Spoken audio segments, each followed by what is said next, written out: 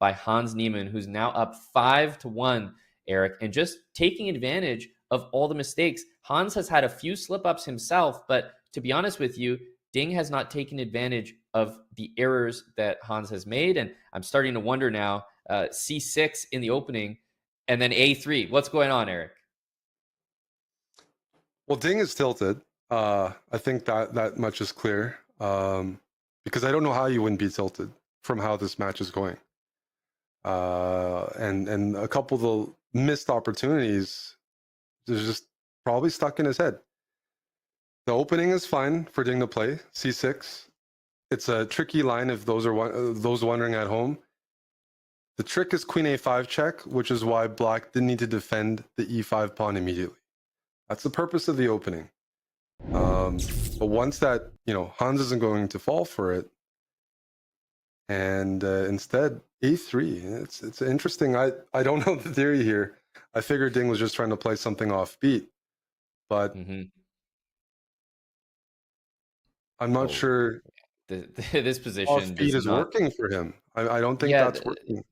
The thing is, he tried his King's Indian, right? He went for it. I do think that at this point in the match with the scoreline, the way that things have gone, it probably makes sense. But we understand that Hans has come into this match as a pretty sizable favorite, and Eric, according to the prediction model, but wouldn't need the model to tell you this, he's now an even bigger and massive favorite, 98% to win this match from here, Eric, which based on where we started, honestly, it's only got worse from there. So it feels like a fair prediction.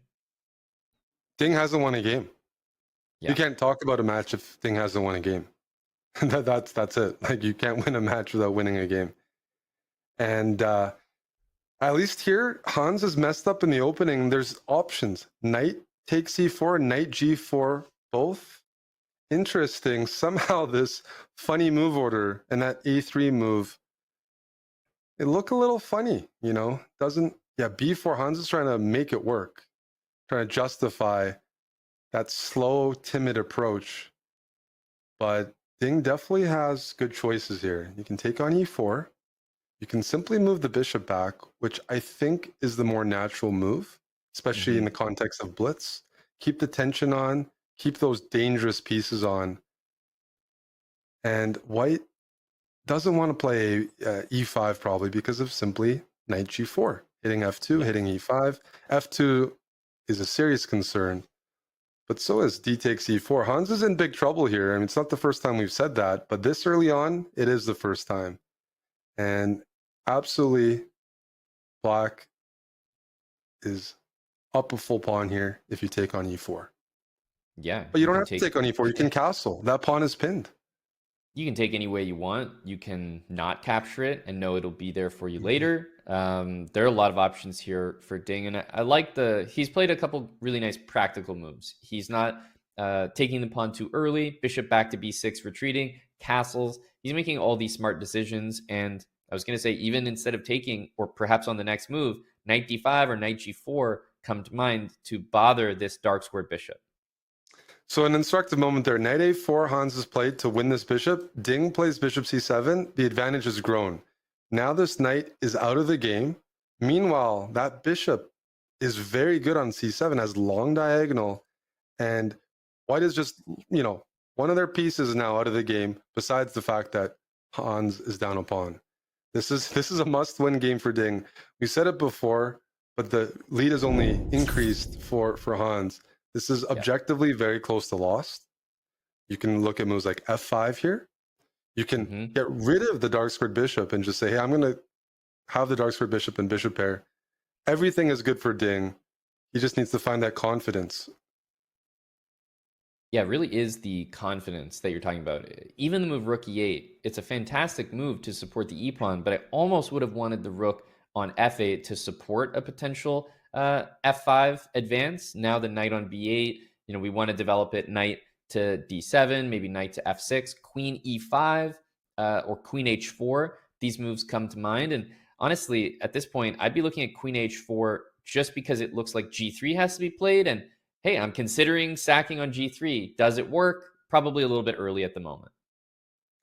A little bit early at the moment, so Ding is choosing to bring that knight into the game. Maybe the knight gets to g4. Not quite yet. f7 is loose.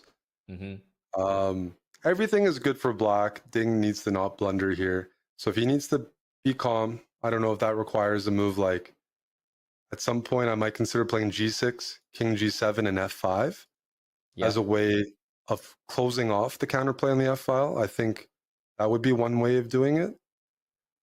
If you'd love to move this knight, you want the knight to get to g4.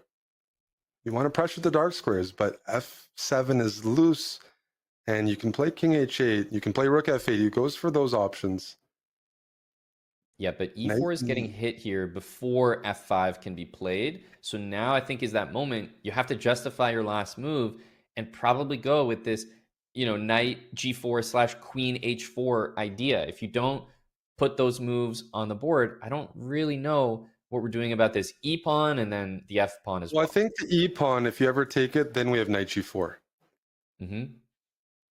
So king h8, I don't mind. Knight, like, if Ding loses that e pawn, that gives him counterplay. On e3, the e file opens up, h2 opens up. I like that. Yeah, knight g3, queen h4 here. Well, knight takes h2. Does that work? Knight takes h2 to play queen h4. Yeah. Hans can play knight f5 as an intermezzo, but then h2 will be defended. So knight takes you can also h2. take on f1. Oh. You can take on f1. The queen would be loose. So check, king down, queen takes, I'm guessing. You can do bishop takes as well. Then knight f3, maybe pull the queen back to h5. Black's up a pawn. e3 is weak. The king is weak. It's a completely winning position for Ding. Yep, it is. And he's actually had completely winning positions before. Let's not forget. 30 seconds. Yeah, let's not forget that time is really a piece here, Eric. 3 minutes down is way too much for how easy this position was to play. Let's be honest. Yes, it's a natural position for Black to play, but Ding's confidence is broken right now. And you see that. He needs this win, but Eric, if he doesn't get it, he's going to be tilted even more, right? Because this is a really bad game to lose. So he's got to find everything in his power right now to convert this position. The engine is just screaming in all directions. How tricky can Hans Niemann be? Because he knows he's not going to have winning positions every time, but he's been tricky when he's in a bad position, and he needs to do that again. Yeah, Hans has confidence even playing these bad positions because he's come back before. So he knows, like, get Ding in time trouble. Ding is extremely nervous. He's gonna play fast here. Bishop e4. Okay, here comes the queen trade. That's a good move by Hans. I don't think Ding wants to trade queens. He's really going for the checkmate. I'm going to trade queens. It's got to be done correctly. But 2 seconds, like objectively at this point, no. Hans this time might just be the favorite. 3 seconds is not enough, Eric. His bishop is almost trapped. G3. I'm on. Yeah. Oh, this unbelievable. Ding has messed up another winning position. He's trapped his bishop, and he's losing here. It's 3 pawns for a piece, but you're going to lose all your pawns. And yeah, okay, Hans won on time, but the position's actually losing.